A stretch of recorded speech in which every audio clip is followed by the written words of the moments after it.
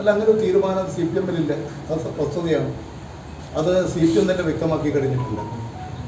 അതോടൊപ്പം തന്നെ ജയരാജൻ നടത്തിയിട്ടുള്ള അദ്ദേഹം ഒരു ചാനൽ ചർച്ചയിലാണെന്നാണ് എനിക്ക് തോന്നുന്നത് ഇത്തരമൊരു അഭിപ്രായം പ്രകടിപ്പിച്ചു. അത് ചാനൽ ചർച്ചയിൽ വന്നിട്ടുള്ള ഒരു അഭിപ്രായ പ്രകടനമായിട്ട് ആരും കാണുന്നു, ഒരു പാർട്ടി തീരുമാനമായിട്ടൊന്നും ആരും കാണുന്നില്ല. ആ ചർച്ചയിൽ വന്ന കാര്യങ്ങൾ തന്നെ സി പി എം പരിശോധിച്ചു. അത് ജയരാജൻ തന്നെ ഞാൻ ഈ ചാനൽ ചർച്ചയിൽ പങ്കെടുത്തപ്പോൾ പറഞ്ഞ അഭിപ്രായമാണ്. അത് പാർട്ടിയുടെ നയമല്ല, തീരുമാനമല്ല എന്ന് അദ്ദേഹം തന്നെ വ്യക്തമാക്കി.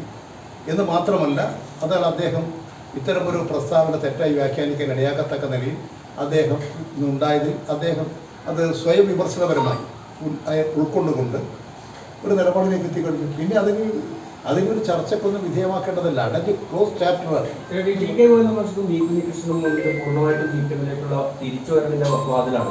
ഇപ്പോൾ അത് നമ്മുടെ മുമ്പിലില്ലല്ലോ.